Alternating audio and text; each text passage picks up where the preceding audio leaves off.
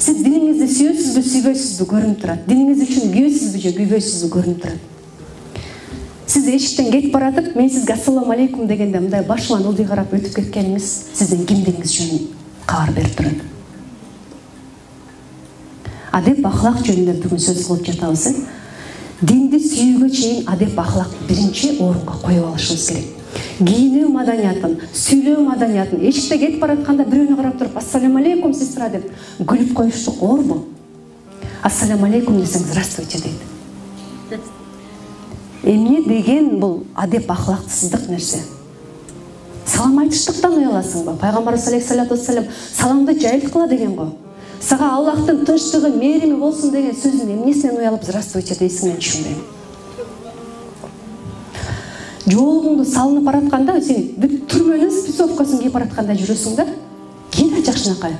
Аллах Таала сенин баркыңды көтөрүп, сени эч бир башка эркек карабасын, эч бир башка эркек сени кармалабасын, эч бир башка эркек сага суктанбасын, авратыңдын бардыгын жап күйөөң үчүн деди. Сен ошого сыймыктан да миллиарддаган адамдын арасынан сени тандап туруп, сен жүрөгүңө динди берип койду. А эмнеге сыймыктанбайсың, ыраазы болбойсуң? Башыңды салып, күнөөлүү болуп, артка туруп, тигинден качып, бетиңди жаап, эмне уят иш кылып атасыңбы? Денеңди сатып атасыңбы? Арак ичип атасыңбы? Эмне кылып атасың уялгандай? Аллахка жагайын деген гана нерсени кылып атасың да. Ошол нерсени сыймыктануу менен алып жүрүш керекпи? Сыймыктануу менен алып жүрүш керек. Ошол нерсеге ыраазы болуу менен алып жүрүш керекпи? Ошондой болуш керек. Актана тургандай эч бир себеп жок, кыздар. Бир гана нерсе салынып жүргөн жоолугубузга татыктуу бололу. Сөктүбү? Сен дагы сөгө аласың, билем, мен дагы сөгө алам. Сөкпө. Чыңгызхан жыны келгенде эмне кылган билесиздер да, кар заманда. 1, 2, 3, 4 деп санап баштаганда бирөөнү өлтүрүп койбойюн депчи. А биз эмне кылабыз? Аллаху акбар, альхамдулиллахи раббил аламин деп Фатиханы окуп кете бер да. Көңүл бурбайсың. Ошентип мусулмандын маданиятын көргөзөлү да. Бизге суктансын да, бизге боор уруп, байкуш могул ысып атат го, могул байкуш этегин басып алды, могул байкуш жыттанып кетти го чечинбей жүрүп деп ойлойт да, сен күндө үйүңөндөгү одеялдын астында хиджаб кийип жаткандай. Мусулмандын маданиятын көргөзүш керек. Мусулмандын маданиятын ким көргөзө алат? Европадан келип бирөө көргөзөбү? Же бир демократ көргөзөбү, же бир капиталист көргөзөбү, өзүбүз көргөзөбүз. Бизди карап туруп, мен дагы ушундай болуп жүргүм келип атат. Сен эмне деген жашоо менен жашайсың деген суроо берип көрдү беле силерге? Почему ты такая счастливая? Почему ты такая свободная? Почему ты такая спокойная? Что это за религия деп сурап көрдү беле силерден? Что вам дает такую уверенность, такую свободу? Ушундай суроо берип көрдү беле силерге? Менде көйгөй жокпу? Толтура көйгөй. Азыр чыгып ыйлайсың, көзүңдүн жашын арчып туруп, элдин астына чыгып күлүп, сөз сүйлөп кете бересиң. Кайра чыгып дагы бир жерге барып ыйлайсың да. Ну и что? Адамдардын бардыгында маселе бар. Бирок жоолук деген диндин жоопкерчилиги да, кыздар. Эшикке кийимиң үтүктөлбөгөн боюнча кийип чыгууга укугуң жок. Керек болсо. Ушунчалык адамды суктангандай болуп жүргүлө, сенин диниң кандай дин? Сен кандай ушул абалга жеттиң деген суроо болсун. Эмне болуп алгансың кебетең деп айтат да, көбүнчө 90%. Анткени биз ошондой алып жүрөбүз. Жүзүп какап, этегибизди басып, чачыбыз биягыбыздан чыгып кеткен, бир этегибиз ылдый түшүп кеткен адамдарды иренжиткен көрүнүш болуп калган. Ошон үчүн ар бирибиз жоопкерчиликтүү мамиле кылышыбыз керек динге. Жоолукчан кыздар орун бербей койду деген маселе бар. Берип койгула орун. Ажал жетсе, өлөбүз ошол жерден. Сандыктын ичине катып койсо дагы жаныбызды Аллах Таала алып кетет. Бирөө жаман сөз айттыбы? Сиз эң билген жакшы сөзүңүздү айттыңыз ошол нерсеге. Анткени сиздин диниңиз ошондой кооз дин. Сиздин диниңиз ошондой адеп ахлактуу дин. Ошол нерсени көргөзүңүз. Бирок сиз жоолук салынып алып, сиздин өзүңүздөн алып жүрүүңүз, адеп ахлагыңыз жакилдетикинен айырмаланбай жатпайбы? Анан эмнесине динге келсин адамдар, анан эмнесине суктансын, анан эмнесине бизди мактасын.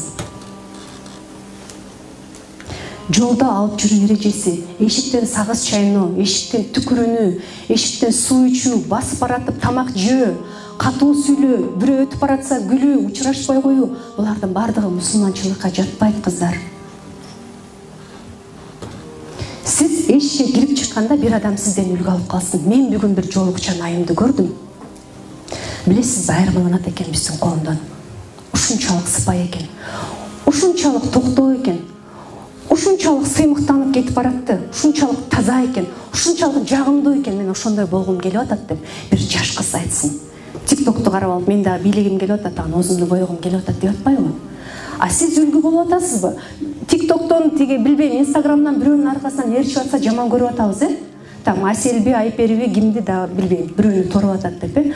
А сиз үлгү болуп атасызбы ошо кыздарга? Болгон жоксуз да. Алар экөөбүздү ээрчигиси келген жок да. Алар ошону ээрчигиси келип атпайбы? Алар күлүп жайнап жүрүп атат, жасалма болсо дагы. Алар сыймыктанып жүрүп атат. Алар мен ийгиликтүүмүн деп атат. А сиз эмне деп атасыз? Кредит алып алдым эле, эмне кылсам экен? Күйөөм ичип кетип калат деп жашап атасыз да. Атам жоолук салып койду эле, мейлем салына берейинчи, ушуп жүрөм мен да, деп жоолук салындыңыз, болду.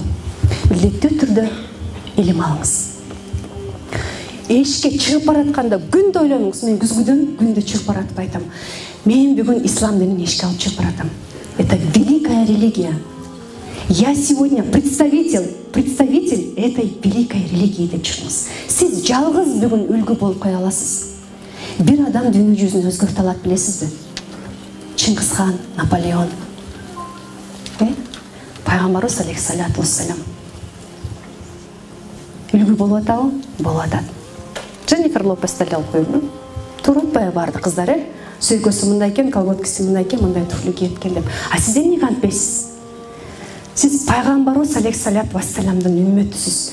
Сизде адамзатын адеп ахлакка үйрөтчү, маданиятка үйрөтчү, кыяматка чейин бактылуу жашоого үйрөтчү жашоонун инструкциясы бар бир инсансыз.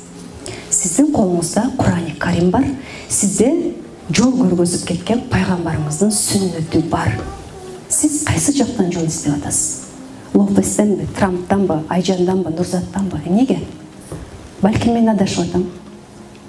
Балким мен динди, ошол дин өзүнүн бийик бир ордунда калыбында тургандай деңгээлде алып жүргөн жокмун. Жүргөн жокмун да чындыгында. Эмне үчүн сиз мени карап атасыз? Дин андан бийик да, дин андан терең да.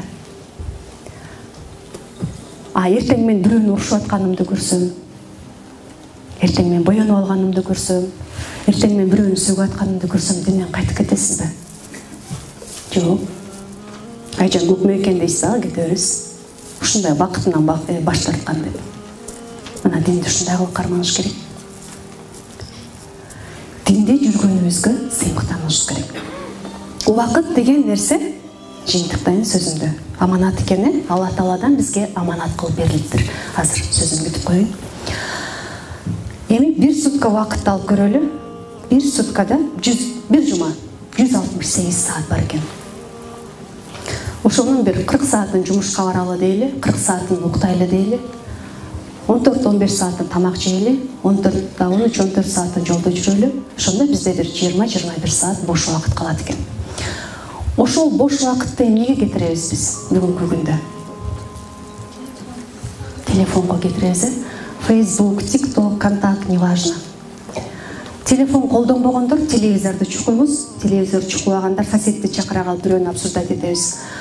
Динара Акулова мындай көйнөк кийиптир, там кто еще, просто я советская немного, а чүрөк ими налево деген сыяктуу да, маселен, мисалы, тиги мындай той бериптир, укмуш той бериптир, 5 кой союптур, 6 жылкы союптур, ай укмуш экен. Дейбиз да, ошентип 15 саат өтөт.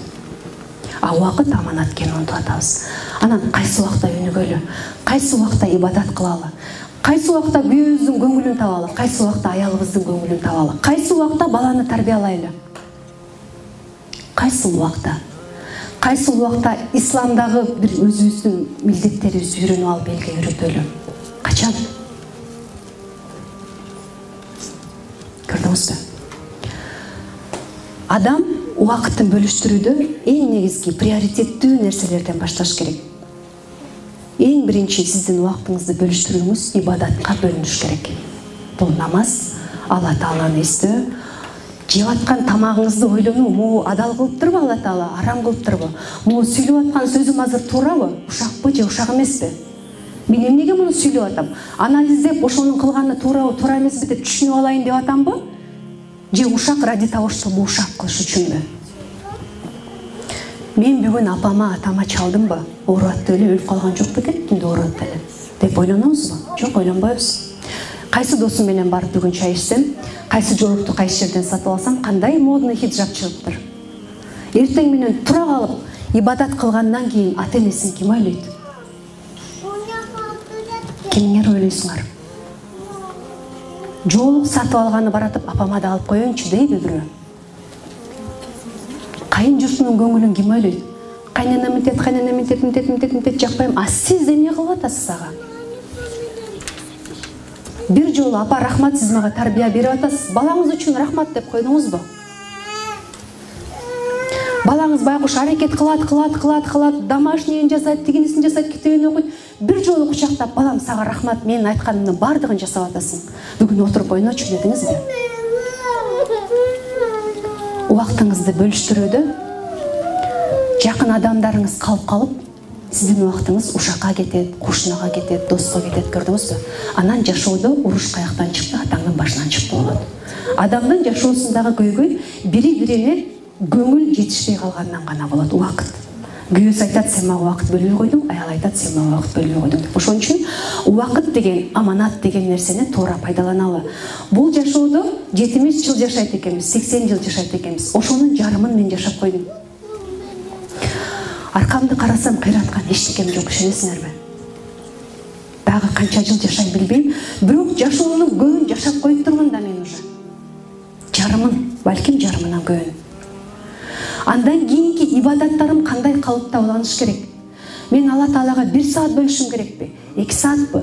3 саатпы? 4 саатпы? Же 24 саат бою ибадат кылышым керекпи?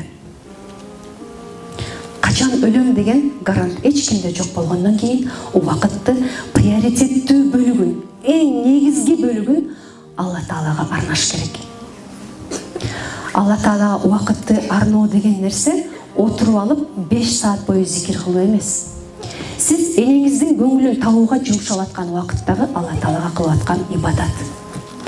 Сиз күйөөңүзгө жагам деп аракет кылып, өзүңүздү кооздоп, ушуга жакшы сөз айтып коеюнчу, жакшы тамак жасап берип коеюнчу дегениңиз дагы ибадат. Мен азыр подружкам келгенде ушак сүйлөшпөй, мен ага динден бир нерсе айтып берейинчи. Бүгүн Гогольду окудум эле, Лермонтовду окудум эле. Айтпадым, не важно. Ошол жөнүндө сүйлөшөйүнчү деп ушактан качып койсоңуз дагы бул ибадат. Жеп аткан тамагыңызды могу салих бекен, адал бекен, тойбос бекен, эмне деп ойлонуп койсоңуз дагы бул ибадат. Мусулмандын кемчилигин көрүп калсаңыз, жакшы пикир кылып адашып калды ушул. Акырын эскертип коеюн элге билбестен. Жаңы келсе керек, же бирдеме болуп атса керек деп жакшы ойлоп койгонуңуз дагы ибадат. Тарынтып алган адамыңызды Аллах ыраазычылыгы үчүн кечирим сурап коюңуз. Убакыт деген ушундай өтүп кетчү нерсе. Жанында туруп, колуңуздан кармап туруп, ажал жууп кетет да колуңуздан. Апа, мен сизди жакшы көрөм деп айта албай каласыз, ишенесизби? Сөзсүз түрдө ушул нерсени айтып коюңуз. Оозуңуздун жери да. Мага деле канча кыз жасат, 100 кыз жасат, ажан мен сизди жакшы көрөм деп. Мен дайыма сурагым келет, апаңызга айттыңыз беле ушул сөздү деп. Аллах ыраазы болсун силерден жакшы көргөнүңүздөр үчүн. Бирок апаңызга айттыңыз беле ушуну? Апа, мен сизди жакшы көрөм деп. Кайненеңизге айттыңыз беле ушул нерсени? Балаңызга айттыңыз беле? Мен жашай берем ал сөзсүздөр, мен көнгөм жаманына дагы, жакшысына дагы. Бирок апаңыз үчүн бул маанилүү, билесизби? Апа, мен сизди жакшы көрөм. Бардык кылган нерсем үчүн кечирип коюңузчу деп айтып көрдүңүз беле? Айтып көрүңүзчү. Апаңыз эртең гүлдүп калат. Кредиттеринин бардыгын унутат. Эң кедей, эң кыйналып, картошка менен жашап атканын дагы унутат. 50 сом салып коюңуз, 20 сом салып коюңуз. Апа, мага чалып турсаңыз, мен сарсана болбойм, акчаңызды салып койдум деп. Көрдүңүзбү? Убакытты эгер сиз жашооңуздагы маанилүү деген нерселерге бөлүштүрсөңүз, маанисиз нерселерге убактыңыз такыр